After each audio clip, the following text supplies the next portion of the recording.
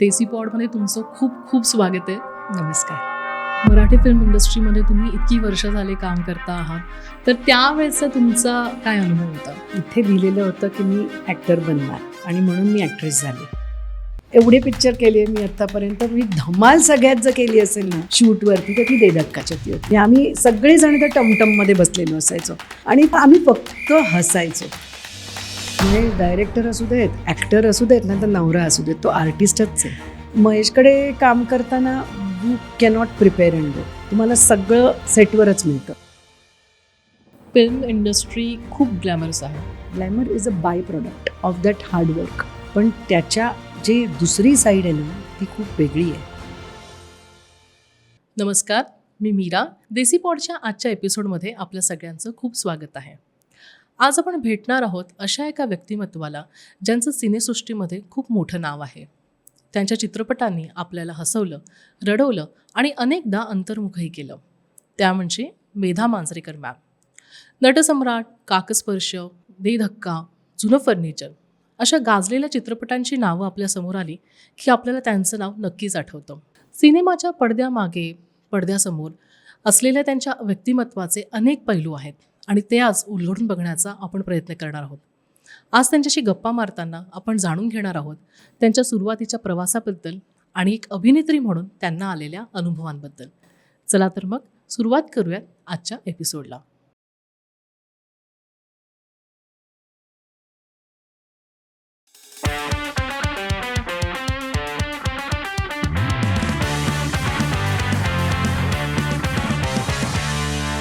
नमस्कार मॅम. देसी पॉडमध्ये तुमचं खूप खूप स्वागत आहे. नमस्कार.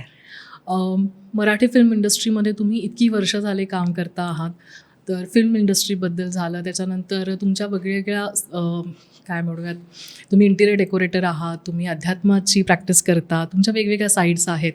तर या सगळ्याबद्दल ना मला तुमच्याशी छान चर्चा करायला आवडेल. एक एक गोष्ट तुमच्याकडनं ऐकून घ्यायची, काही काही किस्से, स्पेशली काही कुठल्या सेटवर झालेल्या गमती शमती, तर ते सगळं मी तुम्हाला आता एक एक विचारणार आहे. तुम्ही ना मॅम बऱ्याच तुमच्या इंटरव्ह्यूजमध्ये असं म्हटलं आहात की तुम्ही स्वतःला ॲक्ट्रेस मानत नाही, म्हणजे तुम्ही ॲक्ट्रेस असं म्हणत नाही स्वतःला, और तुम्हाला ॲक्टिंग क्षेत्रामध्ये असं तुमचं डिसायडेड नव्हतं पहिल्यापासून यायचं आहे. पण तरी तुम्ही या क्षेत्रात आलात, तुम्ही एवढे सगळे छान मूव्हीज केले आहेत. तर मी अगदी सुरुवातीचा तुम्हाला पिक्चरविषयी विचारेन. 94मध्ये आय थिंक तुम्ही यज्ञ म्हणून एक मूवी केली होती आणि त्याच्यानंतर 95मध्ये महेश सरांनी तुम्हाला आईसाठी विचारलेलं, आई मूवीसाठी. तर त्यावेळेचा तुमचा काय अनुभव होता? मला कधीच, म्हणजे मी म्हणते ना इथे लिहिलेलं होतं की मी ॲक्टर बनणार आणि म्हणून मी ॲक्ट्रेस झाले. मला कधी याच्यामध्ये इंटरेस्ट नव्हता, काही नव्हतं. पण स्मिता तळवलकर होत्या, त्या माझ्या सासूबाई होत्या. अच्छा. तर घरामध्ये म्हणजे शन्ना नवरे, संजय सुरकर असे सगळे माझ्या घरी बसून पिक्चर लिहायचे. कारण घरी कोणी नव्हतं तेव्हा घरी. तर त्याच्यामुळे त्यांना बरं वाटायचं तिथे भेटायला. तर सगळे तिथे बसायचे घरी येऊन आणि खूप पिक्चर त्यांनी तिथे लिहिले. सवत माझी लाडकी असेल किंवा चौकट राजा.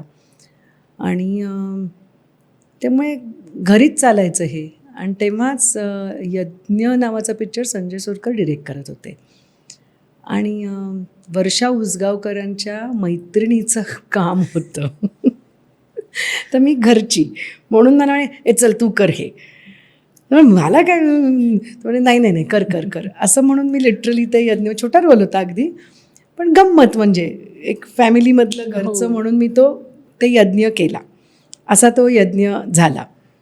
यज्ञची अजून एक आठवण म्हणजे आत्ताच आपल्याला सोडून गेलेले सगळ्यांचे आपले लाडके मोठे मेकअप आर्टिस्ट विक्रम गायकवाड. तेव्हा ना ते अंजी बाबू म्हणून एक तेव्हा हे होते आणि त्यांच्याकडे ते विक्रमदादा होते, म्हणजे त्यांच्याकडे शिकत होते का असं काहीतरी होतं. त्यामुळे माझा सगळ्यात पहिला मेकअप हा विक्रमदादांनी केला होता यज्ञ पिक्चरमध्ये. सो अशी ती माझी ती यज्ञची आठवण आहे. पण ह्याच्या आधी म्हणजे तुम्ही म्हणालात की तुमच्या घरी सगळ्या स्क्रिप्ट्स पण लिहिल्या गेल्या मोठ्या मोठ्या इतक्या सुंदर मूवीजच्या, तर याच्या आधी तेव्हा तुम्हाला कधी असं वाटलं नाही की आपण पण फिल्म इंडस्ट्रीत यावं किंवा ॲक्टिंग करावं ऑर समथिंग लाईक दॅट, दुसरं काही? नाही, मी खूप लहान असताना, म्हणजे मला आठवतंय, मी तर नाव नाही सगळं सांगणार, पण मला खूप लहान असताना मला एका खूप मोठ्या हिंदी प्रोड्युसर डिरेक्टरकडनं ऑफर आली होती. खूप, म्हणजे मी 16-17 वर्षाची होते आणि मी नाही सांगितलं. मग तेव्हा नाही, म्हणजे पिक्चरमध्ये काम नाही असंच होतं आणि ते नाही सांगितलेलं. म्हणून म्हटलं इथे लिहिलेलं असेल ना ते सोडत नाही आपल्याला. 16-17 वर्षी कुठे मी पिक्चरमध्ये काम करणार, असं ते तर नाहीच, म्हणजे शक्यच नव्हतं तेव्हा. आणि असा तो यज्ञ झाला. कळत नकळत मध्ये पण मॅम तुम्ही काहीतरी कळत नकळत मध्ये अगेन घरचंच होतं. त्याच्यामुळे मी interior designing, have studied interior designing, तर त्याच्यामुळे ते पण मी घरचीच. त्याच्यामुळे मी आर्ट डिरेक्शन केलं त्याचं. वाव. आणि खूप मजा आली होती. त्याचं छान युनिट, आणि त्याच्यामुळे त्यांना पिक्चरशी एक संबंध कायम राहिला. तो येत राहिला कायम, कुठून ना कुठून तरी तो येत राहिला, असं झालं होतं. मग कळत नकळत झालं. आणि नंतर लगेचच 94 आई आला. आणि महेशनी मला नीनाकडे बघितलं आणि त्यांनी मला आई विचारा, मी खरंच गंमत म्हणून आई केला. अच्छा. गंमत म्हणजे मी सगळ्यांना घरी विचारलं, असं असं मला. ते घरीच आला महेश, स्क्रिप्ट घेऊनच घरी आला डायरेक्ट. आणि जरा असं थोडंसं निगेटिव्ह नाही, पण म्हणजे खडूस सुनेचं काम होतं त्याच्यामध्ये. आणि मी घरी असंच गंमत म्हणून, म्हणजे सासरे ते मला कर ना, काय हरकत आहे, असं म्हणून मी तो पिक्चर केला. असा आई झाला. आणि मग त्याच्यानंतर एक एक नाही, नंतर मी त्याच्यानंतर एकदम दे धक्का केला. मध्ये काहीच नाही केलं मी. 94 नंतर एकदम 2007ला शूट झाला दे धक्का. तो एकदम डायरेक्ट दे धक्का नंतर. दे धक्का जो मूवी आहे, म्हणजे मला प्रचंड आवडलं. मला पर्सनली म्हणजे मला एवढे पिक्चर केले मी आत्तापर्यंत, मी धमाल सगळ्यात जर केली असेल ना शूटवरती, तर ती दे धक्काच्या ह्याच्यावरती होती. कारण काय टीम होती, म्हणजे सगळेजण असं ना बेस्ट सगळं होतं. म्हणजे सिद्धार्थ जाधव असेल, त्याच्यानंतर आपण शिवाजी साटम घेऊया, तुम्ही मकरंद अनासपुरे, सक्षम होता, सगळेच, गौरी होती, तुमची ती टीमच झाली होती. आणि दे धक्काचं कसं होतं, तो ऑन द रोड फिल्म होती. जास्त सगळ्यात शूट ती रोडवरती झाली. आणि त्या टमटममध्ये सगळ्यात जास्त शूटिंग ते टमटम आणि रस्त्यावरती. तर ना त्या टमटममध्ये दिवस बसलेलो असायचो, आणि आम्ही सगळेजण त्या टमटममध्ये बसलेलो असायचो. इकडनं सिद्धू जोक मारतोय, तिकडनं मकरंद जोक, आणि ती धमाल. आम्ही फक्त हसायचो. म्हणजे कधी कधी महेश बाहेर हसायचो, तो आम्हाला ओरडायचा कधी कधी तिकडनं, आता बास करून. त्याच्यातलं ते जे गाणे मनाला झाली कृष्ण सख्याची बाधा, अमेझिंग सुंदर गाणं. म्हणजे मला आठवतं कॉलेजमध्ये असताना मी परफॉर्म पण केलं आहे ते गाणं. हो, म्हणजे मी पण डान्सर होते, म्हणजे तेव्हा करायचे. सो इतकं छान गाणं होतं की असं की झालं ॲन्युअल फंक्शनला ह्याला त्याला की आता हेच गाणं डिसाइडेड की ह्याच्यावरच डान्स करणार. मी काय माझ्या बहिणीने आम्ही दोघींनी मिळून केलं होतं. पण म्हणजे ते जेव्हा शूट झालं तर त्याच्या काही आठवणी असतील? मनाला झाली तर आहेतच, पण अडवू नका जे होतं ना, अडवू नका, लावणी जी होती ना शूट करताना, म्हणजे मी पहिल्यांदाच आईमध्ये केलं होतं. पण आईमधलं गाणं अगदीच ते, म्हणजे कसं होतं, गाणं असं नव्हतं.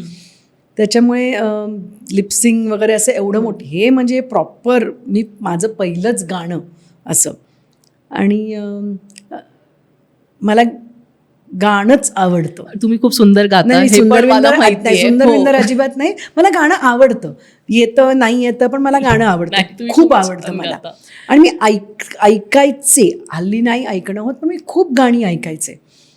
तर ना ते गाणं पण आधी ऐकलेलं होतं, तर मी ते ना तिकडे जोरात म्हणायचे. म्हणजे ते ॲक्च्युली मी म्हणायचे तिकडे. आणि त्याच्यानंतर म्हणजे मला आत्तापर्यंतच्या मिळालेल्या माझ्या कामांमध्ये 2 कॉम्प्लिमेंट्स मला कायम लक्षात राहिल्या. पण ही एक मला कायम लक्षात राहिली की मला आरती अंकलीकरांनी कोणाच्या तरी कडनं निरोप पाठवला होता का काहीतरी, की तू खूप छान प्लेबॅक घेतलायस म्हणून. आणि मला ते खरंच खूप छान वाटलं होतं. आहे म्हणजे तो मी कितीही वेळेला बघते ना तो मूवी, मला अजूनही इतकं असं वाटतं की मला जस्ट ऑन करायचं आणि बघायचं आहे. भट्टी जमून गेली होती त्याची सगळी. दे धक्काला अशी एक कम्प्लीट भट्टी जमली होती. म्हणजे खूपच मजा केली होती ते.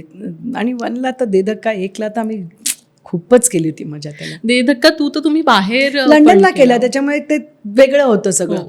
पण इथे म्हणजे ऑन द रोड फिल्म, म्हणजे ती रस्त्यात बसून आम्ही कोणतरी भाकरी आणतंय आणि मग आम्ही ते भाकरी पिठलं असं बसून खातोय आणि रस्त्यावर लिटरली खालती असे मांड्या घालून बसायचो आम्ही तेव्हा.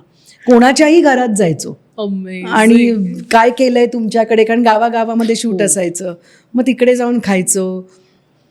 खूपच म्हणजे त्याला खूप अनुभव आहेत त्याचे आणि खूप मजा आली ती. त्याच्यानंतर काकस्पर्श झाला. काकस्पर्शमध्ये पण म्हणजे तो मूवी वेगळाच चा इम्पॅक्ट होता. खूप वेगळा टॉपिक होता त्याचा.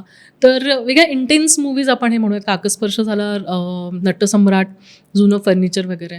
तर मला तुम्हाला असं आवडेल की हे जेव्हा पिक्चर आम्ही प्रेक्षक म्हणून बघतो ना मॅम, तेव्हा तो संपल्यानंतर त्याचा इम्पॅक्ट बराच वेळ राहतो. कुठेतरी काहीतरी तुम्ही रिलेट करता, तुम्हाला काहीतरी आठवतं आणि त्याच्यातून निघायला ॲज अ प्रेक्षक म्हणून आम्हाला वेळ लागतो. तर तेव्हा तुम्ही त्याच्यामध्ये काम करत असता ॲज अ ॲक्ट्रेस म्हणून. तर त्याचा इम्पॅक्ट असं तुम्हाला होतं का की शूट संपलं आहे तरी पण स्टील तुम्ही त्या कॅरेक्टरमध्ये आहात, की तुम्हाला ते ऑन ऑफ करायला जमतं? मला कॅरेक्टर म्हणजे मी जेव्हा एखादा शॉट सुरू होतो ना, त्याच्या आधी मला धास्तीच असते. मी परत सांगते मी ॲक्ट्रेस नाही, मी बरोबर होईल ना ते. आणि मी प्रत्येक माझं जेव्हा कॅरेक्टर आहे ना, तेव्हा मी कुठेतरी ते कोणाला तरी रिलेट केलं. म्हणजे आपण अगदी देधक्कामध्ये जरी सुरुवात केली तरी मी देधक्कासारखी आमच्याकडे एक होत्या, म्हणजे आमच्या घरी यायच्या त्या बाई, मग ती भाषा बोलणाऱ्या आणि अशा होत्या. तर मी त्यांना आठवलं आणि देधक्का केला. किंवा मी जेव्हा काकस्पर्श केला, तर काकस्पर्शमध्ये पण मी अशा बायका, म्हणजे आमच्या घरातनं मी अगदी नारायणपेठ मुंजाबाच्या बोळ्यात आमचा वाडा, तर त्याच्यामुळे मी नऊवारी नेसलेल्या त्या टिपिकल बायका, नथ घातलेल्या मी बघितलेल्या आहेत तशा आमच्या नातेवाईकांमध्ये सुद्धा. मग मी त्यांना आठवायचे की त्या कशा हालचाल करायच्या किंवा ते एक झालं. आणि मी नटसम्राटला परत नऊवारी होतीच. आणि मी माझी आजी आणि आई ह्यांना खूप नटसम्राटमध्ये आठवलं. आणि तू जो मला प्रश्न विचारलास की तुम्ही ते आत जाता, तर मला आत जायला ना प्रेप माझं तेच असतं. आणि मग ते तुला डायलॉग मिळाले ना एकदा की ऑटोमॅटिक तुला ती कशी बाई इमोट करेल तसं तुम्ही ते इमोट करत जात. असं हे माझं प्रोसेस आहे. बाहेर मी पटकन येते कारण सीन संपला असं होतं. त्याच्यामुळे बाहेर वगैरे यायला मला वेळ लागत नाही. आत जायला ह्याच्यामध्ये जायला मला थोडंसं ते प्रेप असतं माझं. पण असं कधी कुठला अवघड सीन तुम्हाला वाटला की मे बी त्या मुवमेंटसाठी तुम्हाला असं वाटलं की नाही चॅलेंजिंग होतं? नाही, खूप आहे तसे. एक नाही, असे खूप चॅलेंजिंग होते मला. मी परत सांगितलं, पण एक आहे ना की आपण महेशकडे जेव्हा मी सगळ्यात जास्त महेशकडेच काम केलं आहे. तर त्याच्यामुळे महेशकडे काम करताना you cannot prepare and go. तुम्हाला सगळं सेटवरच मिळतं. मग तो स्क्रिप्ट वगैरे आधी अजिबात देत नाही, कारण तो म्हणतो मग तुम्ही काहीतरी प्रिपेअर करून येता, मग मला ते वेगळं पाहिजे असतं आणि मग तुम्ही मग ते तिकडे गोंधळ होतो सगळा. त्याच्यापेक्षा मला तुम्ही एकदम कोऱ्या पाट्या घेऊन या इकडे. आणि महेशचा तो ॲक्टर असल्यामुळे तो ते करून तिकडे लगेच दाखवतो आणि मग ते कळतं आपल्याला की अच्छा ह्याला हे असं पाहिजे. त्याच्यामुळे ते सोपं जातं. पण त्याच्यामुळे एखादा सीन करताना मी तुम्हाला आत्ता म्हणाली की तुला डिफिकल्ट कुठले गेले, तर मला एक काकस्पर्शमधला ना एक सीन होता. मी बेडवर असते, आजारी असते मी, आणि मला ते इन्सिक्युरिटी येते प्रियाच्या बाबतीमध्ये. तो मला सीन करताना तो जरा मला म्हणजे त्याच्यात बरेच इमोशन्स इकडेच आणायचे होते. फक्त डोळे आणि हे इथेच सगळं होतं तिकडनं. मी तिच्याकडे बघायचं होतं वरपासनं खालपर्यंत. ती जेलसी होती, की जेलसी, इन्सिक्युरिटी सगळंच होतं. म्हणजे ते करताना ना मला ॲक्च्युली एक बायको म्हणून मी तो रोल बघितला की मला काय होईल तिकडे, की असं जर खरंच कोणी हे म्हणजे ही प्रेप तू म्हणालीस किंवा कठीण म्हणालीस, तर मला तो एक मला सीन आठवतोय. किंवा नटसम्राटमधले होते काही सीन. नटसम्राट तर म्हणजे इतकं गाजलेलं नाटक आधी इतक्या दिग्गजांनी केलं आहे, त्याच्यानंतर नाना पाटेकरांबरोबर तुम्हाला स्क्रीन शेअर करायचा होता आणि प्लस डायरेक्ट महेश सर करत होते. तर त्याचं तर तुम्ही म्हणाल की त्याचं स्क्रिप्ट आणि आधी प्रिपरेशनला काही देतच नाही. नाही, मला इकडे मी तुला एक सांगेन की नटसम्राटला काय झालं, शूटिंग सुरू झालं होतं अच्छा. ऑलरेडी. ओके. माझं सगळीकडे, हे पण सगळीकडे ऐकलं असेल की मी सगळीकडे लास्ट मिनिट कास्टिंग असते आणि खरंच तसं असतं. तर शूटिंग सुरू झालं होतं आणि मग त्यांचं काहीतरी दुसरं कोण करणार होतं आणि मग ते झालं नाही आणि मग ते माझ्यापर्यंत आलं आणि चला हे करायचं आहे काय, लुक टेस्ट करायची आहे. म्हटलं कसली? नटसम्राट. म्हटलं महेश काय रे असं नानांसमोर काय तुम्हाला डायरेक्ट हे कर. सचिन बरोबर वगैरे कसं होतं, आम्ही फ्रेंड्स पण होत, त्याच्यामुळे जरी मोठा ॲक्टर असेल किंवा पण मकरंद असेल पण एक काय म्हणतात त्याला, एक मैत्री पण होती. त्याच्यामुळे ती ईज होती. नाना पाटेकरांबरोबर मला कधीच मी त्यांना असं एकदा वगैरे भेटलेले होते, पण म्हणजे भयंकर प्रेशर घेतलं मी त्याचं. म्हणलं महेश कसं, मला कसं येईल? तर म्हणे येईल का, चल चल करू आपण असं करून कुठला कॉन्फिडन्स होता मला माहिती नाही, पण झालं ते. आणि मी त्याला म्हटलं या वेळेला मला थोडं स्क्रिप्ट दे. तर कशाला हवी आहे तुला? तर मी म्हटलं बघ मी ना सुहास ताईंकडे, म्हणजे सुहास जोशी आहेत ना, तर त्यांनी नटसम्राट नाटकामध्ये आणि नटसम्राटचा श्रीराम लागू माझे मामा. अच्छा. म्हणजे तो इतकं सगळं स्पेशल होतं ना माझ्यासाठी की त्यांनी नटसम्राट केलेला. आणि मग मी डायरेक्ट सुहासताईकडे गेले. मी म्हटलं सुहासताई मला ना ह्यातलं हे काही वाचून दाखवशील का मला एक, कारण वयाने मोठं होतं, सगळंच वेगळाच होतं आणि परत आयकॉनिक कॅरेक्टर होतं ते. तर मी गेले आणि मी म्हटलं मला वाचून दाखवशील का, म्हणजे हे काही त्यातले सीन्स वगैरे. तर तिने मला तसे वाचून दाखवले. ती कशी वाचेल तसे मला वाचले आणि तिला सांगून, पण महेशला न सांगता मी ते क्वाइटली रेकॉर्ड केले. आज इकडे सांगते मी ते क्वाइटली असे सगळे रेकॉर्ड केले, कारण मला माहिती आहे घरी जाऊन हे स्क्रिप्ट मला परत द्यायचं आहे.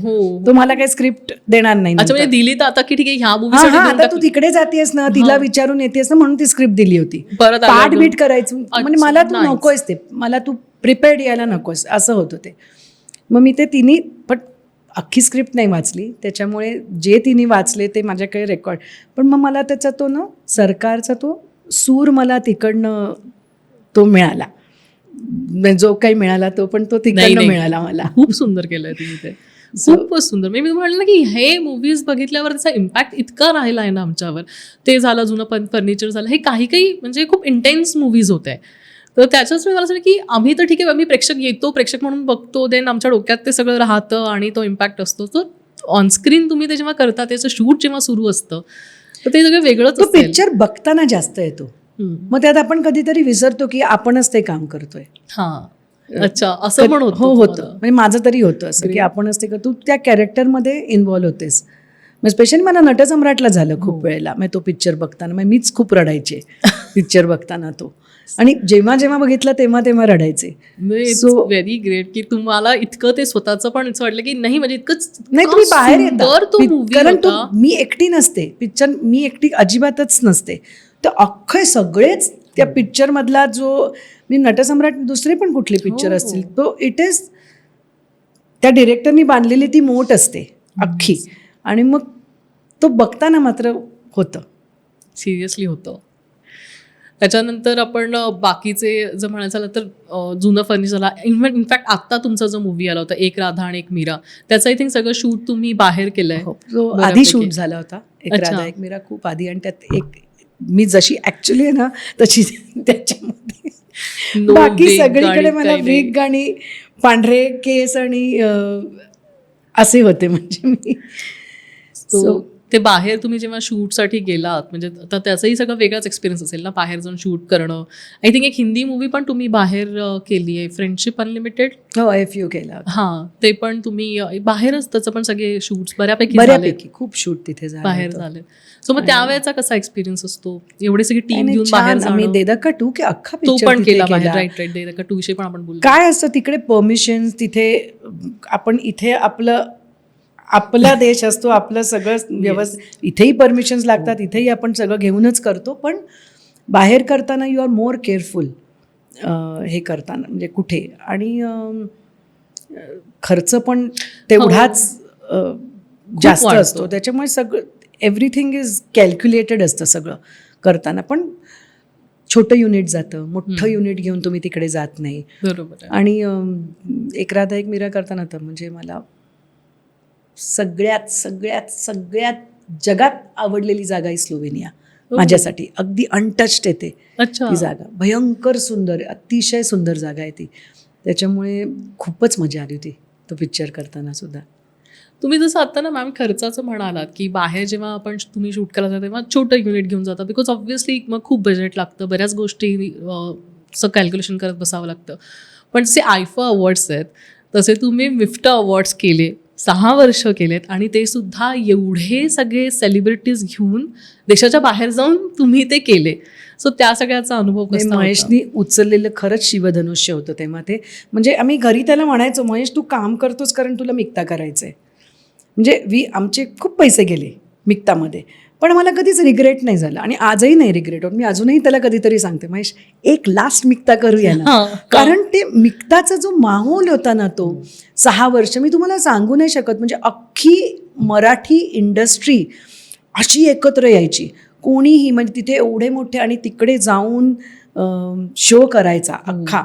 आणि मी कोणीही, म्हणजे इकडनं सगळ्या आपल्या, म्हणजे ज्या हिरोईन्स होत्या, आपले जे जे तिथे कोणी परफॉर्म करायचे, कधी कोणी एक पैसा चार्ज नाही केला. आणि आपण इकडनं 300 लोक जाऊन घेऊन जायचो. तेच मला लिटरली मी किती लोक आहेत ज्यांच्या पासपोर्टवर पहिल्यांदा मिक्तामुळे छापा आलाय. गेले ते बाहेर. हो, पासपोर्ट काढले पण गेले किती लोकांचे त्याच्यामुळे. मिक्ता वजन म्हणजे once in a lifetime ते एक होऊन गेलं ना 6 वर्ष, तसं होतं. आणि मला वाटतं जे जे मिक्ताला आले, तू कोणालाही विचार, अख्खी इंडस्ट्री तेव्हा अशी एकत्र होती, मराठी इंडस्ट्री. आणि खूप मजा आली, खूप मजा केली होती सगळ्यांनी. आणि नुसती मजा नाही, मजापेक्षा पण जास्त ना त्याचा जो एक हेतू होता महेशचा, की मराठी पिक्चर हा बाहेरपर्यंत पोचावा. आत्ता काय चाललंय, कारण जे लोक अमेरिकेत गेले किंवा काही ऑस्ट्रेलियात गेले, किंवा ते लोक ना इथे तो एक 80, 70, 80चाच काळ तेच हे घेऊन गेले होते. आत्ता मराठीमध्ये काय चाललंय हे कोणाला माहिती नव्हतं. पण ते तिकडे आम्ही जेव्हा जेव्हा घेऊन गेलो तेव्हा म्हणजे आत्तासारखं तेव्हा इतकं पण हे नव्हतं. Social media was not this active तेव्हा. तर त्याच्यामुळे ना टी व्हीवर अवॉर्ड शो दिसायचे, ते बघायचे तिकडे सुद्धा, ते झीवर दिसायचे. आणि तेव्हा पण त्याच्यामुळे इकडे आत्ता काय होतंय हे, तिकडे एक पिक्चर दाखवला जायचा, तिथे एक नाटक दाखवलं जायचं आत्ताचं इकडचं. त्याच्यामुळे तिकडच्या लोकांना, आणि त्याच्यानंतर ना म्हणजे मी हे अगदी खरंच नक्की, म्हणजे काय महेशचं खूप, म्हणजे मला पण हे वाटतं की त्याच्यानंतर कितीतरी फॉरेन कंट्रीजमध्ये इकडनं मराठी पिक्चर जायला लागले. अच्छा, इथे रिलीज झाले की तिकडे दाखवतात, तिथे बोलवतात, आणि तिकडे दाखवले जातात, तिकडे लोक येऊन बघतात. आम्ही नटसम्राट घेऊन गेलो, काकस, आमचेच नाही, सगळ्यांचेच गेले. आणि एक्झॅक्टली हाच पर्पज होता मिक्ता सुरू करण्याचा. Hats off to you. मी महेश ॲक्च्युली ते आम्ही सपोर्ट करत होतो, पण ते धनुष्य सगळं महेशचंच होतं. आणि बरेच लोक होते त्याच्यामध्ये, बाकीची टीम जी होती ना महेशची, चंदू कुलकर्णी असतील, राहुल रानडे असतील, स्ट्रॉंग टीम होती. कारण एवढा मोठा शो करायचा, तिकडे जाऊन करायचा, त्याच्यामुळे ही सगळी अनुभवी माणसं सगळी बोर्डवर होती तिकडे. सो आता परत कधी कराल? इच्छा आहे खूप, एक तरी करायची इच्छा आहे. आता बघू कसं होतं. नाही होईल, नक्कीच होईल. कारण सगळी सोंग करू शकतो, पैशाचं सोंग नाही करू शकत आपण. त्याच्यामुळे बघू. नाही, खरं आहे. मॅम, आपण आता इतका वेळ मराठी सिनेमाबद्दल बोलतो आहोत. दबंग 3मध्ये पण तुम्ही होतात. ओके. सई मॅम बरोबर तुम्ही स्क्रीन शेअर केलेला आहे. दबंग 3च्या काही आठवणी असतील तर सांगा ना. खूप आहेत आठवणी. मला ॲक्च्युली ना जेव्हा सईचं ठरलं की ती दबंग करते, तेव्हा सलमान म्हणाला की you both are also doing a film. त्याच्याकडे सांगणं असतं, म्हणजे विचारणं नसतं. You both are also doing a film असं होतं. बरं ठीक आहे, काय रोल आहे सोनाक्षीच्या आई वडिलांचा, म्हणजे महेशची बायको तिकडे. ओके. आणि आपल्याला ना मी कधी कॉमेडी किंवा असे मी कधी अजून केलेले नव्हते. माझे सगळे सिरियस, नटसम्राट, काकस्पर्श, देधक्कामध्ये कॉमेडी म्हणजे माझं रोल तसा हेच होता. इकडे मला बसून जो आंबा खायला सांगितला होता ना, चाटत मला असं एम्बॅरेसिंग होत होतं. तिथे मी कधीच केलेलं नव्हतं. पण प्रभुदेवानी नाही ऐकलं. मॅम लाईक दिस म्हटलं, घ्या बरं करूया. महेश मला अजून चिडवतो त्याच्यावरनं. म्हणजे आंब्याचा सीझन आला की तुम्हाला ते आठवत असेल दरवेळेला की नाही मला म्हणजे अरे बापरे, मुलीसाठी काही पण. आणखीन काही गमती धमाल काही झाल्यात त्या सेटवर? ते सेटवर काय मी मजा असायची. सगळेच एकत्र म्हटल्यानंतर दबंगच्या सेटवर मजा होती. एकदा इनफॅक्ट दबंगचं शूट होतं तेव्हा आम्ही देधक्काचं शूट करत होतो. अच्छा, त्याच वेळेला करत होतो आणि लंडनमध्ये होते मी. मग कसं आणि manage माझं शूट संपलं होतं ॲक्च्युली, पण मला काहीतरी त्यांचं लास्ट हे होतं आणि ते पाचगणीमध्ये होतं अच्छा शूट. आणि मी लंडनमध्ये होते, तर मला तिकडनं फोन आला प्रोडक्शनचा की मॅम वन डे.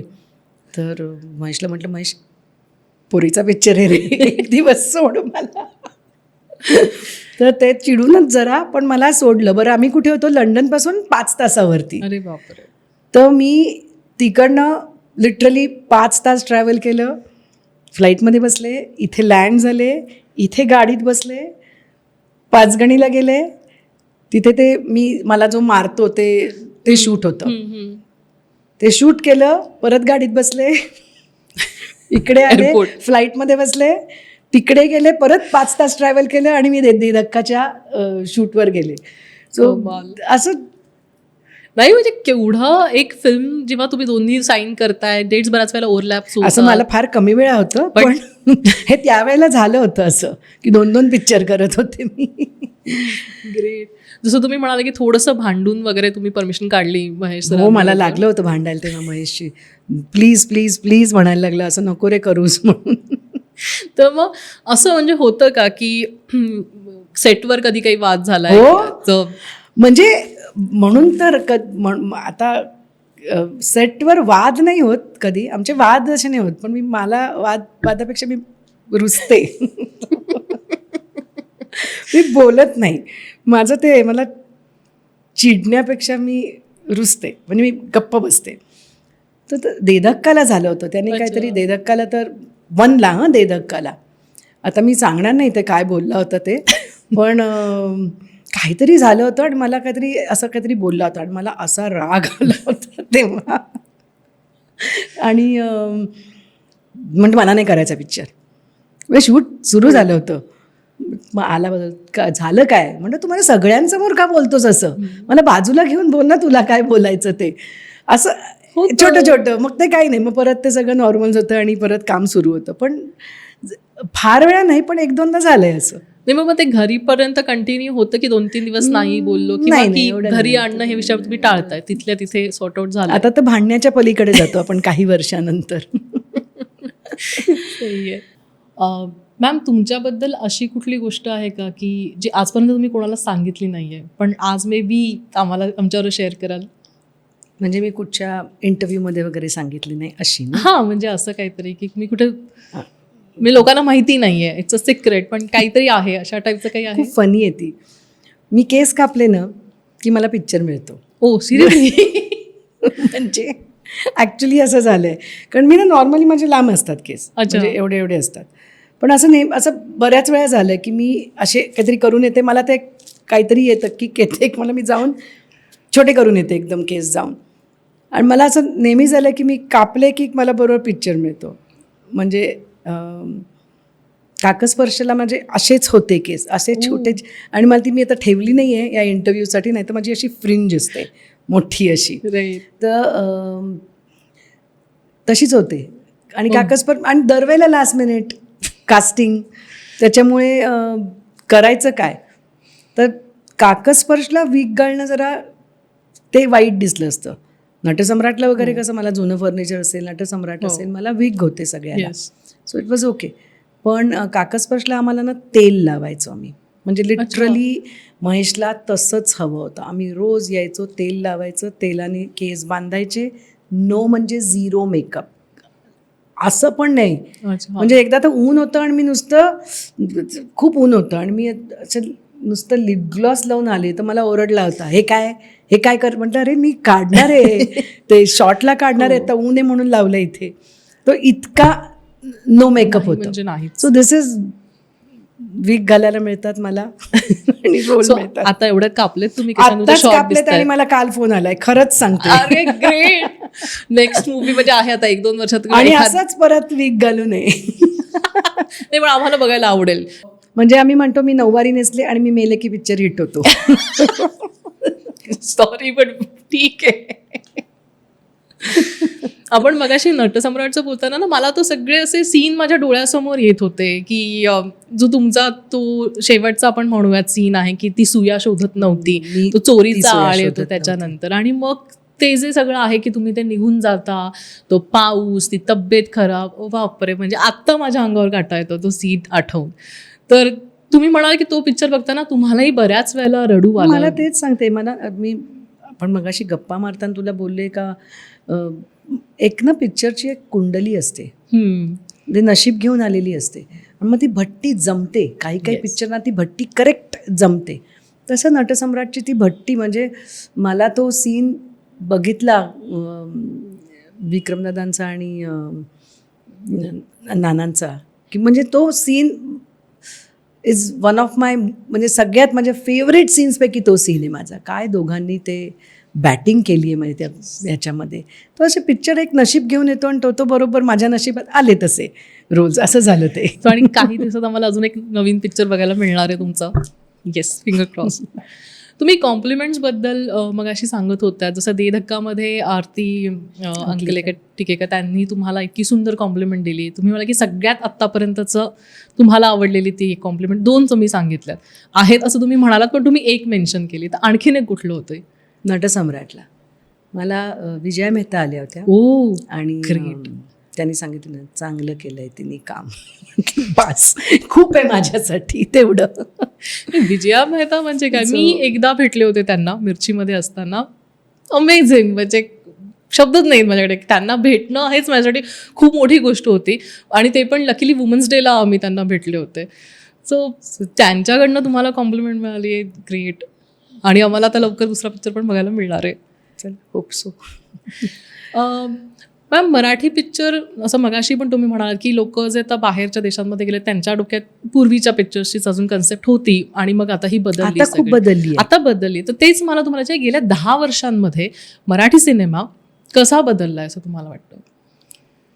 मला वाटतं आपल्याकडे फॅन्टॅस्टिक कॉन्टेंट आहे. फॅन्टॅस्टिक म्हणजे मल्याळम आणि मराठी हे 2 इंडस्ट्री जिथे कॉन्टेंट बेस्ड फिल्म्स बनतात. म्हणजे बाकीच्या पण बनतात, नाही असं नाही, पण कॉन्टेंट आपल्याकडे फॅन्टॅस्टिक. आपल्याकडे प्रॉब्लेम येतो बजेट्सचा. आपल्याकडे बजेट्स नसतात आणि हल्ली ना लोक नाही जाऊन बघत थिएटरमध्ये. काहीतरी काय गणित अजून कळलेली नाही आहेत, पण लोक नाही जात बघायला. OTT त्याचा एक रिझन OTT आहेच, 100%. OTT तुम्हाला फ्री एंटरटेनमेंट आहे ना घरापासून.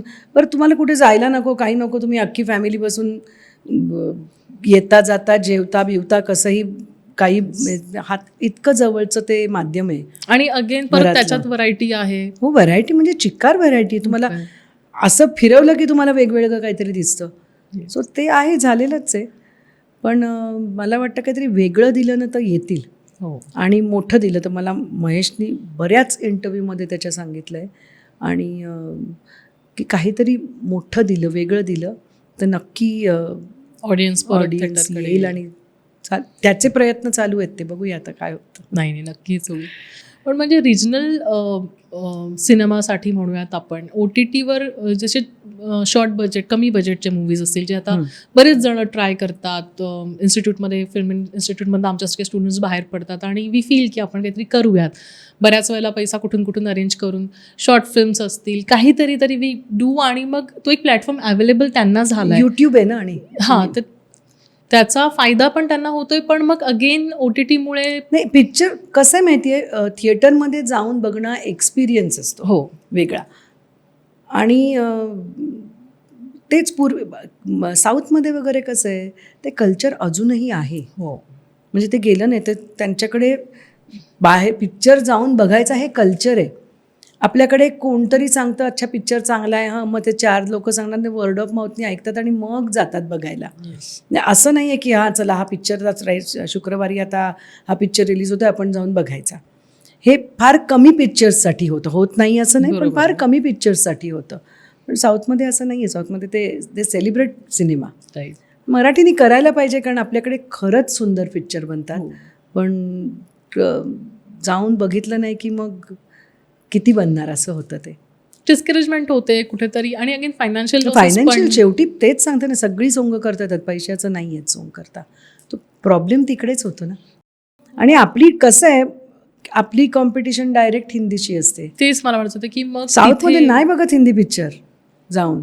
मी तुम्हाला मी खरंच सांगते, मी किती आपली मुलं जाऊन मराठी पिक्चर बघतात सांगा, किती बघतात. आमच्या मुलांना कंपल्सरी आम्ही लहानपणापासून घेऊनच गेलो म्हणून, नाही तर आय डोंट थिंक त्यांनी पण बघितले असते. आम्ही जिथे मी आणि महेश जायचो, आम्ही पोरांना घेऊन जायचो पिक्चर बघायला. त्याच्यामुळे नाटक असू देत, सिनेमा असू देत, आम्ही त्यांना घेऊन जायचो. त्याच्यामुळे ते कंपल्सरी असेल किंवा काही त्यांना त्यांचे ते बघितले जायचे आणि त्याची हळूहळू करत आवड निर्माण झाली त्यांना. पण कोण जातात सांगा, हल्लीची ही पिढी कुठे जाते मराठी पिक्चर बघायला? इनफॅक्ट म्हणजे खोटं कशाला सांगायचं, वी वेट की ठीक आहे येईल OTT वर. हो म्हणजे दिस इज द ट्रूथ. पण वी शुड थोडंसं चेंज करून ते एक काहीतरी कुठेतरी चेंज केलं पाहिजे. म्हणजे मराठी सिनेमा आपल्याला पुढे चालवायचा असेल तर. Ma'am, Mahesh sir as a director म्हणून तुम्ही काम करता आहात, को ॲक्टर म्हणून त्यांच्याबरोबर काम केलं आहे आणि घरी एक नवरा म्हणून ह्यामध्ये काय डिफरन्स आहे? म्हणजे मला काय वाटतं की त्यांचं महेश डायरेक्टर असू देत, ॲक्टर असू देत, नाही तर नवरा असू देत, तो आर्टिस्टच आहे. म्हणजे 24 तास तुमच्या घरी ह्याच गप्पा असतात. हो, म्हणजे आय डोंट थिंक महेश दुसरा एक तो क्रिकेटबद्दल बोलतो, पॉलिटिक्सबद्दल बोलायला फार आवडतं, हे 2 टॉपिक त्याला आवडतात. ते 2 सोडून तो फक्त आणि फक्त तो सिनेमा खातो, पितो, जगतो. तो त्याच्या डोक्यात तो बाथरूममधनं जाऊन आला ना की एक स्टोरी असते आम्हाला. तो नॉनस्टॉप तो कुठे काही बघून आलं, कुठे काही वाचलं, कुठे काही इन्सिडन्स त्याला दिसला की त्याच्यावरती त्याला सिनेमाच सुचतो. अशा त्याच्यात तो बनतो असं नाही, पण ती एक स्टोरी आठवड्यातनं 1-2 स्टोरीज ते आम्हाला ऐकायला मिळतातच. त्याच्यामुळे ना त्याला 24 तास त्याचं डोकं चालू असतं. तर मी त्याला कॅटेगरीत घालू शकत नाही की हा डिरेक्टर आहे किंवा हा ॲक्टर बरोबर काम करते किंवा नवरा आहे हा. तो आर्टिस्ट आहे, त्याला ॲक्सेप्ट करायचं असं आहे ते, so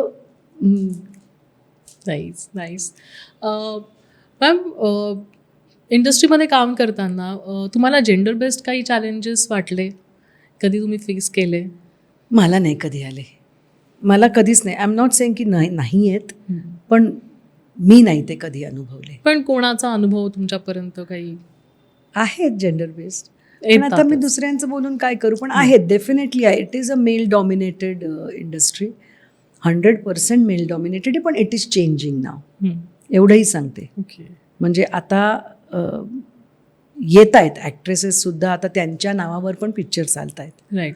so it is changing. Hopefully अजून अजून खूप चेंज व्हायला पाहिजे, पण होईल.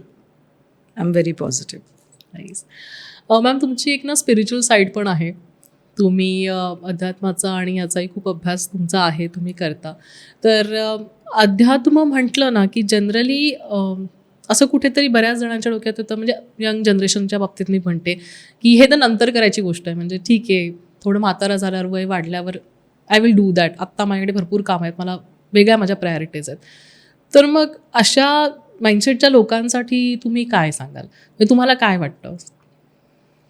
मला असं वाटतं की आम्ही खूप उशिरा सुरुवात केली. कारण हल्ली मुलांमध्ये जे एन्झायटी, पॅनिक अटॅक्स, डिप्रेशन्स हे खूप जास्त वाढलं आहे. हो. मग त्याच्यामुळे थेरपीज असतात. लहानपणापासून त्यांना जर थोडी अध्यात्माची प्रॅक्टिस घातली ना, असं मला वाटतं. नाही नाही, seriously. I am not saying की त्यांची ती हे पण नसेल कदाचित, पण एक थोडं छोटं बेसिक लहानपणापासून जर एक त्यांना ऐकवलं गेलं, किंवा हे ना खूप पेरेंटिंगवरती आहे. हो. म्हणजे हल्लीचं पेरेंटिंगच वेगळं झालं आहे. म्हणजे आम्ही आमच्या आईबाबांना आध्यात्मिकच होते ते बघत बघत बघत आम्ही मोठे झालो. तरी पण आम्ही चुका केल्या, तर आताचे पेरेंट्सच एवढे चुका करतायत आयुष्यामध्ये. ते पेरेंट्सलाच एन्झायटी आणि पॅनिक अटॅक्स येत आहेत ॲक्च्युली. सो ते पेरेंटिंग जे आहे ना, त्याला एक अध्यात्माची जर जोड खूप आधीपासून दिलीत ना, आणि मला वाटतं ते खूप छान पॉडकास्ट येत आहेत, हो. आणि यूथ खूप जोडलं पण जातं आहे आता. आणि it's a very very positive sign की अध्यात्माकडे आता यूथ येतं आहे. येस. त्याच्यामुळे त्याला वय नाही आहे, अध्यात्माला वय नाही. आणि मला वाटतं मी खूप उशिरा आम्हाला कळत गेलं हे सगळं. आधी कळलं असतं तर खूप चुका टाळता आल्या असत्या झालेल्या. आणि अध्यात्म ही अशी गोष्ट आहे ना की जसं तुम्ही एका तुमच्या इंटरव्ह्यूमध्ये बोलला की त्याची प्रॅक्टिस करावी लागते. इट्स नॉट लाईक दॅट अध्यात्म तुम्हाला जगायला लागतं. अध्यात्म ऐकून आणि बोलून नाही होत. You have to follow it. It's a part of your life. त्याच्यामुळे अध्यात्म तुमच्यापेक्षा वेगळं नाही आहे. अध्यात्म तुमच्यामध्येच असायला पण ते पाहिजे. शोधावं लागतं, ते त्याचं तुम्हाला realization. मिळायला लागतं. आणि ते राईट टाईमला तुमचा गुरु मिळाला तुम्हाला की सगळं होतं ते. पण गुरु मिळणं खूप गरजेचं आहे. आणि चांगला गुरु मिळणं, पैसा देऊन काही करू नये. कुठलाही अध्यात्म पैसा देऊन शिकू नये असं माझं म्हणणं आहे. पैसा देऊन तिथे बिझनेस येतो. स्पिरिच्युअल अध्यात्माशी तर आपण बोललोच, तर त्याच्याच जोडीने मला तुम्हाला अजून एक प्रश्न विचारायला आवडेल मॅम, की जर तुम्ही ॲक्ट्रेस नसता, जे फिल्म इंडस्ट्रीमध्ये तुम्ही नसतं काही काम केलं, तर मग तुम्ही कुठली साईड निवडली असती? माझं पॅशन म्हणाल ना, मला कसं झालं माहिती आहे, लहानपणापासून मला वेगवेगळ्या गोष्टी करायला आवडायच्या. माझं एकीकडे कुठेच कधी मी टिकले नाही. मला हे झालं की मला दुसरं काहीतरी आवडायचं, दुसरं आलं की तिसरं. आणि लकीली ना, मला माझ्या आईबाबांनी कधी थांबवलं नाही. लहानपणापासून कधीच नाही थांबवलं. तुला जे वाटतं ते कर. आधी मला म्हणायचे की आमचे क्लासेस होते, बाबांचे मोठे क्लासेस होते अगदी, चाफेकर क्लासेस. तर मला म्हणायचे बायोलॉजीमध्ये काहीतरी कर आणि क्लासमध्ये शिकवायला ये वगैरे. मला नाही करायचं. मी जरा बाकी सगळे आमच्याकडे शिकलेले ना, म्हणजे आमच्याकडे सगळेच शिकलेले. मी एकटीच ती ब्लॅक शिप होते त्याच्यामध्ये. शिकले नाही असं नाही, पण मला वेगवेगळंच काहीतरी करायला आवडायचं. तर म्हटलं मला नाही, मला सायन्स नाही करायचं आहे. मग मी केलं 11वी-12वी झाल्यानंतर मग मी इंटिरियर डिझायनिंग घेतलं. त्याच्यानंतर मी फॅशन डिझायनिंग केलं 2 वर्षाचा. त्याच्यानंतर मी कॉस्मेटॉलॉजी केलं. त्याच्यानंतर मी I was a spa consultant. मी अशा व्हेरियस ह्याच्यामध्ये गेले. तर माझं पॅशन म्हणाल ना तर 2 आहे. मला इंटिरियर्स भयंकर आवडतं करायला, मला अतिशय आवडतं. मी अख्खा वेळ पिंटरेस्टवर असते काहीतरी बघत. म्हणजे मला छान छान घरं, छान छान मला आवडतं ते मी केलं असतं परस्यू. नाही तर मी जे केलं म्हणजे ॲक्च्युअल माझं प्रोफेशन, मी जे ॲक्ट्रेस नाही म्हणते, माझं profession I was a skin consultant. तुम्ही डॉक्टरेट? मी नॅचरोपॅथी केलं. डॉक्टर म्हणजे मी डॉक्टर लावत नाही, पण मी डॉक्टर नॅचरोपॅथ आहे. पण माझं हे होतं की मी कॉस्मेटिक्स बनवायचे. आणि मी स्पा जेव्हा नव्हते, म्हणजे मी पहिला स्पा मुंबईमध्ये आम्ही ओपन केला होता. तर त्याच्यामुळे तेव्हापासून मी स्पामध्ये, मला त्या स्पा थेरपीजमध्ये वगैरे खूप इंटरेस्ट. हे सगळं तू बघशील ना, त्याला सगळ्याला कुठेतरी ती अध्यात्माची जोड असते. Yes. To relax people, to relax. म्हणजे मी जेव्हा खूप मुलांना शिकवलं, म्हणजे मी टीचर अशी झाले की माझ्या हाताकडनं खूप स्टुडंट्स गेले आणि म्हणजे मी स्किन शिकवली. आणि मसाज वॉज माय फॉटे. मसाज शिकवणं वॉज माय फॉटे तेव्हा. तर मी तेच सांगायचे की इट्स अ टच थेरपी, तर ते माहिती नव्हतं की आपण काय करतोय. हिलिंग असतं ते सांगताना. तर ते कुठेतरी कनेक्टच. मी ते केलं प्रोफेशन म्हणून, मी तेच केलं. मी बरेच वर्ष तेच काम केलं. अजूनही माझं एक छोटं युनिट चालू आहे. आणि अजूनही मी ट्रीटमेंट्स करते स्किनच्या. पण पॅशन म्हणशील तर मला इंटिरियर. ग्रेट. मॅम एक पर्सनल प्रश्न तुम्हाला विचारायला आवडेल. ॲक्च्युली याबद्दल तुम्ही महेश सर बऱ्याच ठिकाणी आता बोललेला पण आहात. मध्यंतरी महेश सरांना कॅन्सर डिटेक्ट झालेला आणि त्या सगळ्या फेजमधनं तुम्ही गेलात. ऑब्व्हियसली ही सगळी सिच्युएशन खूप अवघड आहे, टेन्स सगळं असेल घरातलं वातावरण. तर कसं म्हणजे ते फेस केलं? Mahesh made it very easy for us. म्हणजे मी सांगितलं तो आर्टिस्ट आहे ग, तर त्याला काही कसली टेन्शनच येत नाहीत, कसलीच येत नाहीत. म्हणजे एक असं होतं ना की त्यांनी मला मी हॉस्पिटलमध्ये होतो आणि मला डॉक्टरने विचारलं यांना माहिती आहे का यांना काय झालं आहे. ओके, म्हणजे म्हणजे तो असे 4-5 माणसं घेऊन बसला होता, त्याच्या मीटिंग्स चालल्या होत्या, तिथे गप्पा चालल्या होत्या आणि त्याला त्या दिवशी कॅन्सर डिटेक्ट झाला होता तिकडे. तर आम्ही तोच असा होता ना, तर तोच त्याच्यामुळे आम्ही जर असे झालो असतो ना तर ते वेगळं झालं. त्यामुळे त्याच्यामुळे आम्ही पण तसेच होतो. आणि मला वाटतं ना ते खूप सायकोलॉजिकली खूप प्ले करतं आपल्याला. जेव्हा कॅन्सरसारखा असाध्य रोग होतो जेव्हा, तर तेव्हा अर्धे आपण, माझ्या आईलाही झाला होता, पण माझ्या आईने पण असंच फाईट केलेलं. त्याच्यामुळे मी ह्या दोघांना मी असं फाईट करताना ते दोघंही त्यातनं बाहेर आले. तर मेंटली तुम्ही खूप स्ट्रॉंग राहायला लागतं की तुम्ही you treat it like any other disease. मला माहिती आहे की त्याची ट्रीटमेंटला खूप त्रास असतात, किमोला खूप त्रास होतात, लोकांना खूप कशा पेन्समधनं जायला लागतं. पण तुम्ही जर ते पॉझिटिव्ह माइंडनी केलं, म्हणजे महेशची किमो जेव्हा चालू होती तेव्हा तो एका टीमच्या सिलेक्शनला कोणाची चालू होती त्यांची, ते CCL का काय कुठलं तरी सेलिब्रिटी क्रिकेट लीगचं एक सिलेक्शन चालू होती आणि तो ते भांडत होता तिकडे. म्हटलं अरे हळूहळू त्याचं तिथे किमो लावून त्याची किमोथेरपी चालू आहे आणि तो भांडत होता. मग त्याला काही त्याच्या हेच नव्हतं. तो जसा फाईट करतो तसंच आम्ही फाईट करायला लागलो. कोविडचा टाईम होता, त्याचं हे चालू असताना अंतिमचं शूटिंग चालू होतं आणि विदाऊट मास्क 200-300 लोकांचं युनिट असाच जाऊन शूट. म्हटलं महेश मास्क तरी घाल. म्हणजे मग मी नंतर असं सोडून द्यायचो, आता काय सांगू एवढ्या मोठ्या माणसाला, असं व्हायचं. पण तो तसाच आहे. नाही, ती पॉझिटिव्हिटी लागते. म्हणजे मध्यंतरी आम्ही पण एका डॉक्टरांशी बोललेलो, एक पॉडकास्ट आम्ही केला, तर त्याच्यात तेच आहे की आहे डिसीजेस खूपच तो लाईफ थ्रेटनिंग असतं कॅन्सर. पण it is how you fight that disease. Mentally तुम्ही जितकी स्ट्रॉंग राहता, किती पॉझिटिव्हली ते फाईट करताना, त्याच्यामध्ये तुमचे रिझल्ट्स पण पॉझिटिव्ह येतात आणि खरंच येतात. आता मी माझ्या आईचं आणि महेशचं बघून सांगते, दोघंही कॅन्सरमधनं बाहेर आले आणि दोघंही खूप पॉझिटिव्ह होते. तर त्याच्यामुळे हे सगळं क्रेडिट महेशचं होतं. कमाल आहे. पण म्हणजे तो सगळा फेज तुम्ही खूप कठीण होता, कारण कसं असतं तो कोविडचा पिरियड पण होता. त्याच्यामुळे पूर्वी कसं नॉर्मल ह्याच्यामध्ये, आता महेशला जेव्हा स्टेंट्स लागले तर तेव्हा हॉस्पिटलमध्ये अख्खी मराठी इंडस्ट्री जवळजवळ खालती उभी होती.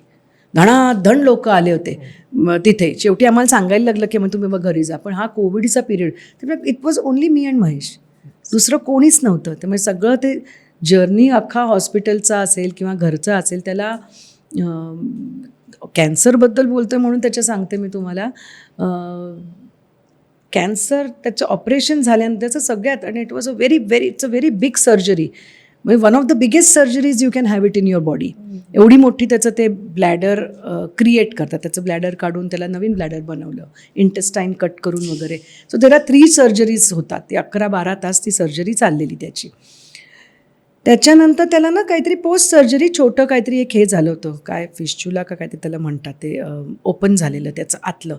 तर त्याच्यामुळे 2 महिने त्याला ते सगळे ट्यूब्स आणि होत्या सर्जरी झाल्यानंतर.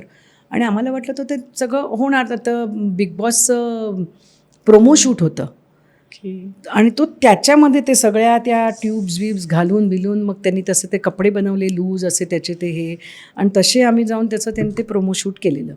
पण त्यांनी पोस्टपोन काही, तो तेच म्हणाला. म्हणजे आम्हाला सुगंध सांगत होती तुम्हाला नंतर आपण, तुम्हाला नाही आता आहे ना तुमचं आता जवळ आलं आहे आणि ते बिग बॉस प्रोमो शूट व्हायलाच पाहिजे, तर आपण करायचं. तसं जाऊन शूट केलेलं तेव्हा. कमाल. म्हणजे त्याचा फायटर स्पिरिटच तो तसाच येतो, तो आहे, तो तसाच आहे. He is born like that. नाही, पण म्हणजे hats off to you also की तुम्ही पण एवढा सपोर्ट केला आणि ह्या सगळ्या to accept a person yes the way he is. आपण नाही चेंज करू शकत कोणाला. एक तर कोणालाच नाही करू शकत. Mahesh is a very strong identity, त्याची खूप स्ट्रॉंग आहे स्वतःची, तू त्याला चेंज नाही करू शकत. So you have to accept him the way he is.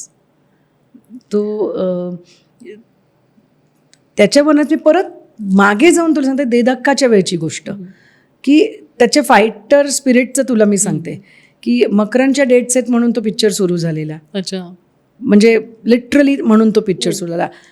काहीतरी झालं आणि लास्ट मोमेंटला प्रोड्युसर बॅकटअप आणि आम्ही अख्खं युनिट भोरला जाऊन थांबलेलो. 2 लाख रुपये घेऊन महेश भोरला आला तिकडे, 2 लाख रुपये घेऊन, लिटरली 2 लाख रुपये घेऊन.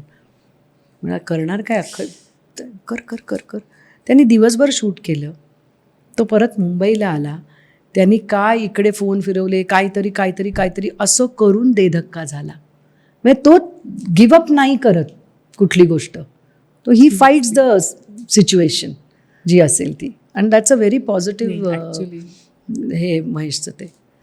नाही, ह्याला जर ना मला तुम्हाला असं विचारलं की कॅमेरासमोर तुम्ही ज्या काही फिल्म्स केल्या ॲक्ट्रेस म्हणून, ते तर आहेच आहे, पण तुमच्या बऱ्याच इंटरव्ह्यूजमध्ये तुम्ही सांगितलं आहे आणि आम्हाला माहिती पण आहे की तुम्ही प्रत्येक मूवीच्या सेटवर असता, भले तुम्ही त्याच्यात काम करो किंवा न करो, आणि यू मेक शुअर की एव्हरीथिंग इज राईट. म्हणजे तुम्ही तिथे असता, तुमचा प्रेझेन्स असतो आणि एव्हरीबडी इज लाईक की मॅम आहेत, मग काही ना काहीतरी सपोर्टिव्ह तुमचा रोल तिथे असतील. हो, मग ते बी सपोर्टिव्ह वगैरे नाही, पण मी स्वयंपाक करून द्यायचे सगळ्यांना. That's a big thing. मी मोठा म्हणजे अगदी सगळ्या युनिटला असं छान मी काहीतरी स्वयंपाक करायचे.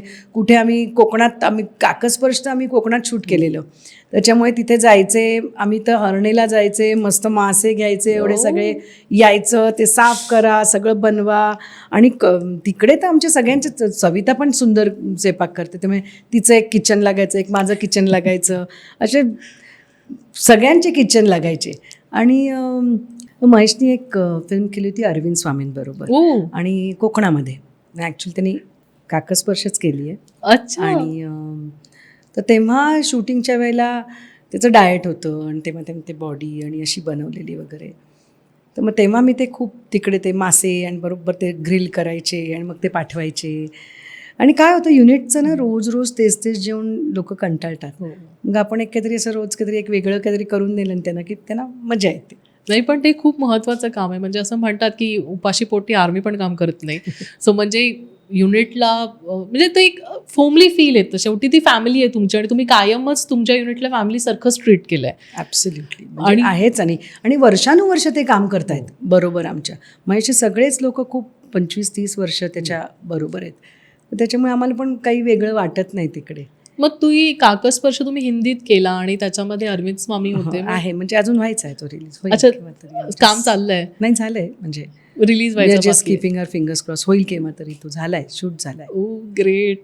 मॅम, तुम्ही पार्लरला जेव्हा राहत होतात तुमच्या कॉलेजच्या डेजमध्ये, विले पार्लेला, तर त्यावेळेच्या काही आठवणी आहेत का? कारण आय थिंक माधुरी दीक्षित आणि तुम्ही एकाच कॉलेजमध्ये. आम्ही कॉलेजला होतो, माधुरी आणि मी एका कॉलेजला होतो, पार्ले कॉलेजला होतो. आणि पार्ले कॉलेजच्या आहेत. मी पहिलं नाटकामध्ये काम पार्ला कॉलेजला केलं होतं. सोसायटीमध्ये, आमची सोसायटीनं मी मागे पण सांगितलं एका इंटरव्ह्यू, आमची खूप कल्चरली रिच होती सोसायटी, त्यामुळे खूपच सुंदर. म्हणजे आता ते झालं, रिडेव्हलपमेंटला गेली आहे वगैरे, सगळं ते बदलून गेले आता, पण त्या मेमरीज आहेत. आमचा अजून एक ग्रुप आहे मैत्रिणींचा, आणि खेळ खेळायचे खूप, कुठलंही टेन्शन नाही. माझ्या सगळ्या आयुष्यातलं बेस्ट पिरियड आपलं बालपण असतं ना, ते खऱ्या अर्थाने आम्ही तिथे जगलो. अगदी चिंचा चोरण्यापासनं ते वेगवेगळे खेळ खेळण्यापर्यंत, आणि मोठे ग्रुप्स घेऊन गणपती असायचे, गणपतीचे कार्यक्रम असायचे, कुठलंही नाटक, कुठलंही काही आलं म्हणजे आमच्याकडे मोठमोठे गायक येऊन तिथे गायचे. काही कळायचं नाही, पण समोर बसून 3-3 तास बसून क्लासिकल ऐकायचो. तर ते कानावरती ना, हे संस्कार सगळे त्या आमच्या सोसायटीने आम्हाला दिले. आणि नाटकात काम कर, फॅन्सी ड्रेसमध्ये काही बनवून, स्टॅच्यू ऑफ लिबर्टी बनवून गेली होते मी तिथे. क्रिएटिव्हिटी मी अजून पाहिलं नाही कोणाला. असं काही म्हणजे, पण ते सोसायटीने आम्हाला खूप कल्चरली रिच, आणि लहानपण अतिशय सुंदर. आई बाबा म्हणजे काय सांगू, नाही, सगळ्यांचेच असतात, पण आमचे पण अगदी म्हणजे काय, कधी भांडताना बघितलं नाही, कधी आर्ग्युमेंट्स नाहीत घरामध्ये.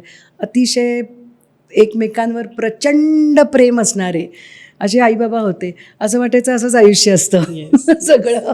असे आईबाबा आणि अगदी काय नाही म्हणजे कुठलेच प्रॉब्लेम्स कधीच नव्हते, ना फायनान्शियल ना कधी पाहिले. त्यामुळे अतिशय सुंदर आयुष्य लहानपण गेलं. अतिशय अतिशय म्हणजे अतिशय सुंदर बहीण आहे माझी, जिचा मला भयंकर कायम सपोर्ट असतो. माझा माय ब्रदर इन लॉ ऑल्सो, त्याचा पण सपोर्ट असतो. त्यामुळे खूप एक छान कुटुंब लहानपणापासून मिळालं. आणि सगळं अध्यात्माची जोड. आई सतार वाजवायची, त्यामुळे कानावरती गाणं हार्मोनियम वाजवायची. त्याच्यामुळे हे सगळे लहानपणापासून कानावर संस्कार होत होते.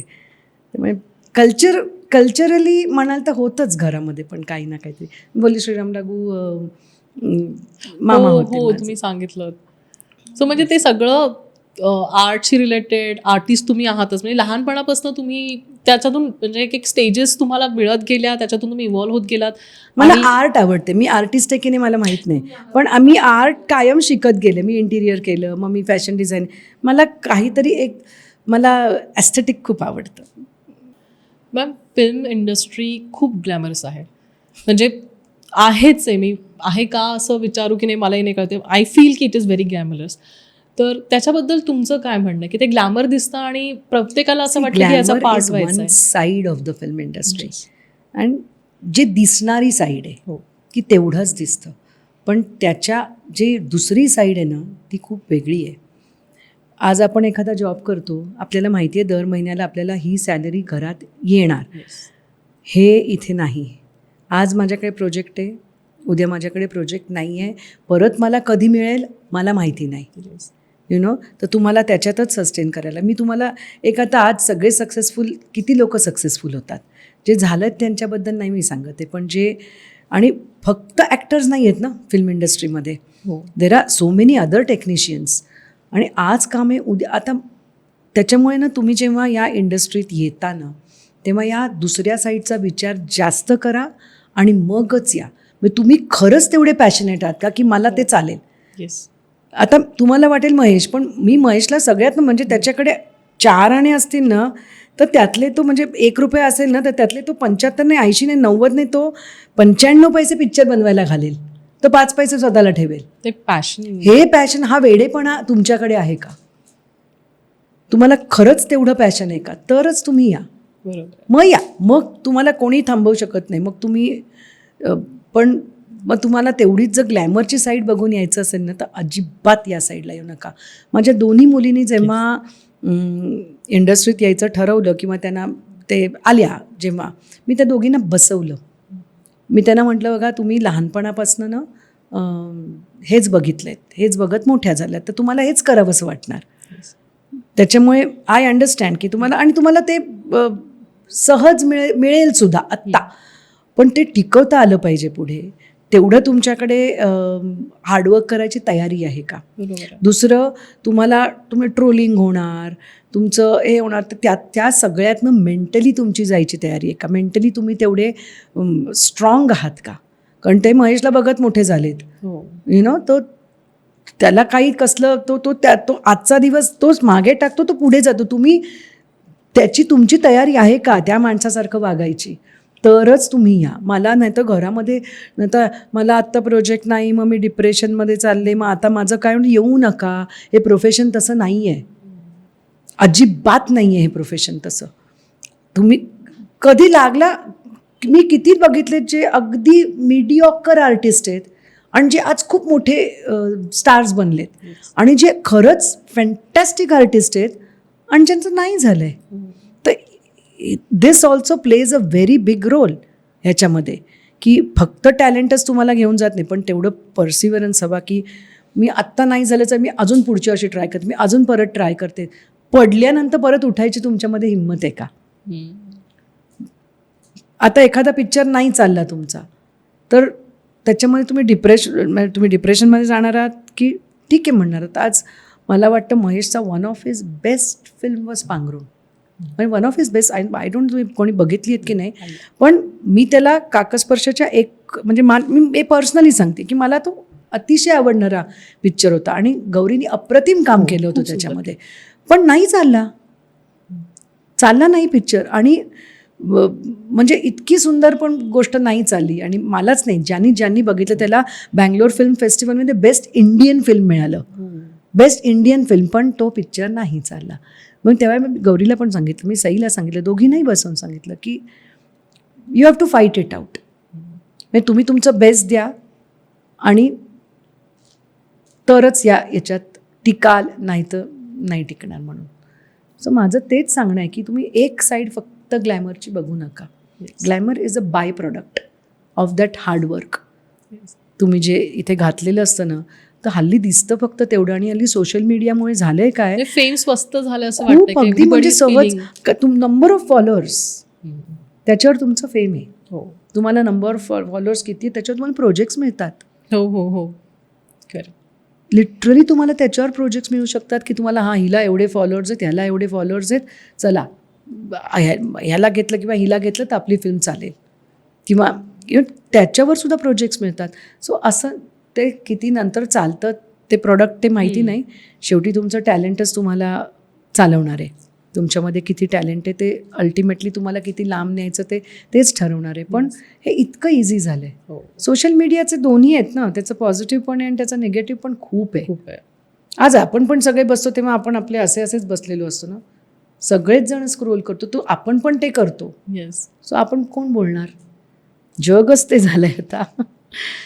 मॅम, तुम्हाला नेपोटिझमबद्दल मला विचारायला आवडेल, कारण सई मॅम बॉलिवूडमध्ये काम करतात. बॉलिवूडच असं नाही, एव्हरीवेअर, बट बॉलिवूडमध्ये जास्त हे बघितलं जातं. आपल्या मराठी फिल्म इंडस्ट्रीजमध्ये मला कमी जाणवतं. ते तुम्हीच सांगू शकाल की नेपोटिझमचा तिथे काही आहे की नाही, बट बॉलिवूडमध्ये आहे. आणि मग तुमचं त्याच्यावर काय मत आहे? नेपोटिझम डेफिनेटली आहे. आणि मला वाटतं नेपोटिझम सगळीकडे आहे. म्हणजे बॉलिवूडमध्ये नाही, मग साऊथमध्ये तर भरपूर आहे. हो हो, चिक्कार आहे. फॅमिलीज आहेत साऊथमध्ये तर. आणि मला वाटतं एका वकिलाच्या पोरांना वकील व्हावं असं वाटतं की नाही. तर आता मुलं जर मोठी झाली आहेत ते बघत, तर त्यांना चान्स मिळणं पहिला होऊ शकतं, पण ते किती सर्व्हाइव्ह करतात हे शेवटी त्यांच्या टॅलेंट आणि त्यांच्या हार्डवर्कवरतीच अवलंबून राहणार आहे. त्यामुळे नेपोटिझम आहे. मग सुरुवातीला एक चान्स तुम्हाला मिळू शकतो, दुसरा चान्स मिळू शकतो, पण तुम्ही सर्व्हाइव्ह किती होता ना हे तुमच्या टॅलेंटवर असणार आहे शेवटी. सो इफॅक्ट आहे. पण म्हणजे आता डॉक्टरांच्या घरामध्ये असं म्हणतो की नाही, का हॉस्पिटल आहे कोणाचं, तर त्या वडिलांना आणि आई वडिलांना वाटतं की नाही की हो माझ्या पोराने डॉक्टर व्हावं आणि मग त्यांनी हॉस्पिटल चालवावं. ती लेगसी पुढे नेण्याचं जे असतं ना ते असतं, सगळ्यांना वाटत असतं ते. फक्त ते आता नेपोटिझम झालंय खूप आता. सो शेवटी टीका होतेच 100%. पण ते शेवटी टॅलेंट आहे तुमचं, तेच तुम्हाला पुढे न्यायचं. तर तुम्ही असाल तर नेईल, that time will tell. Yes, that's correct. Ma'am, असा कोणी ॲक्टर आहेत का की ज्यांच्यावर तुम्हाला काम करायचं आहे असं वाटतं कुठेतरी, पण अजूनपर्यंत ती संधी मिळाली नाही, किंवा तुम्हाला काम करायला आवडेल? तुम्ही ब्लश करताय. क्वेश्चन कधी विचारच नाही ग केला मी हा. रणबीर कपूर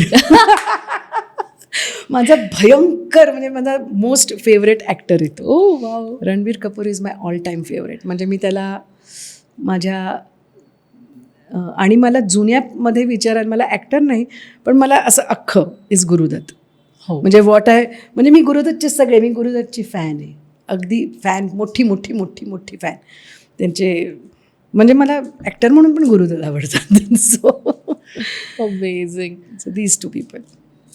ग्रेट. नाही, लवकरच आम्ही बघू, पण काही सांगता येत नाही. रणबीर कपूर बरोबर तुम्हाला कुठल्या ना कुठल्या त्यांच्या मूवीमध्ये सेटवर माईट बी होऊ शकतं. खूपच आवडतो मला तो ॲक्टर म्हणून. तुम्हाला जेव्हा फ्री वेळ मिळतो, जनरली फारसा मिळत नसेल, पण जेव्हा मिळतो तेव्हा तुमचं टाइमपास ॲक्टिव्हिटी किंवा तुम्हाला काय करायला आवडतं? नाही, हल्ली मला खूप फ्री वेळ असतो. अच्छा. हो, मला पूर्वी नसायचा, कारण मुलं लहान होती घरामध्ये, म्हणजे नॉनस्टॉप येणी जाणी अजूनही असतात महेश असला की, पण मुलं प्लस ते असं असायचं माझं. आता मुलं मोठी झाली आहेत त्याच्यामुळे मला बऱ्यापैकी वेळ मिळतो. आणि मला स्वयंपाक करायला खूप आवडतो, त्याच्यामुळे मला ना ते माझं मेडिटेशन असतं. तो दॅट इज माय, म्हणजे असा मला आवडतंच. म्हणजे मला कधीही तू स्वयंपाक करायला सांग, मला रात्री 2 वाजता तरी सांग, मला कंटाळा नाही येत करायचं, कारण मला आवडतं म्हणून कंटाळा नाही येत मला. तर माझा वेळ जातो, मी काही नाही तर मग चिवडा तरी करेन, हो. मला वेळ नाही असं. तुमचं फेवरेट डेस्टिनेशन म्हणजे भारतातलं आणि भारताच्या बाहेरचं पण? माझं फेवरेट डेस्टिनेशन म्हणशील म्हणजे सिनिकली म्हणशील तर मला नॉर्थ ईस्ट खूप आवडतं. सिनिकली भारतामध्ये. येस. मी मगाशी वर्ल्डमधलं सांगितलं माझं स्लोवेनिया, मगाशी माझं आलं ते. प्लीज खरं मला इतकं ती कंट्री आवडते ना, it's a beautiful country. London आवडतं मला, माथेरान आवडतं, आमचं सगळ्यांचंच. माथेरान मला वाटतं आमचं मांजरेकर फेवरेट आहे ते. अच्छा. हो, आम्हाला खूप आवडतं, खूप आम्ही मुलांना तिकडे घेऊन, मुलांचं पण खूप फेवरेट आहे माथेरान. आणि माझं असं म्हणशील मला अध्यात्माच्या याने म्हणशील तर मला वाराणसी भयंकर आवडतं, मला हिमाचलमध्ये खूप आवडतं, मला आपलं काय गं, उत्तराखंड. मला उत्तराखंड अतिशय आवडतं, अतिशय. मी दरवर्षी जाते. अच्छा. मी वाराणसीला पण माझं जाणं होतं आणि माझं उत्तराखंडला पण मी दरवर्षी I make it a point to गो.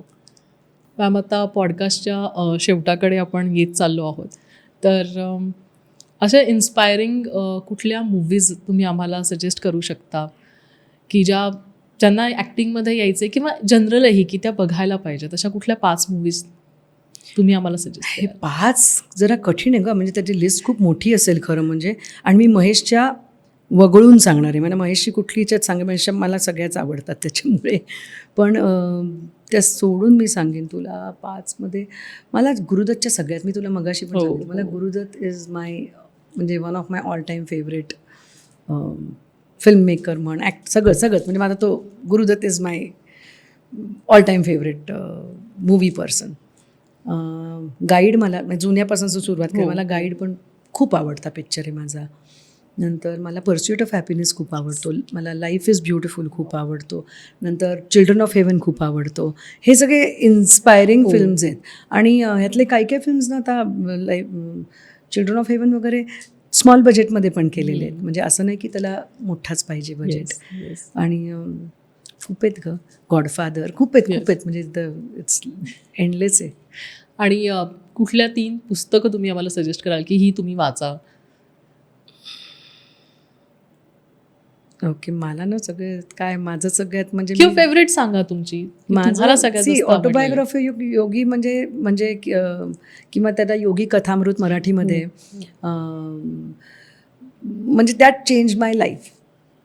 त्याच्यामुळे मी ते सगळ्यांना सांगेन. काय आहे ते पुस्तकाबद्दल मी एक सांगेन म्हणजे ना, ते पुस्तक कसं आहे, ते अख्खं वाचायला कदाचित मला ते थोडं वाचत जायचं, आणि मग एकदा ते तिकडे अडकत गेलात ना, मग तुम्ही ते एकदम अडकता त्याच्यामध्ये.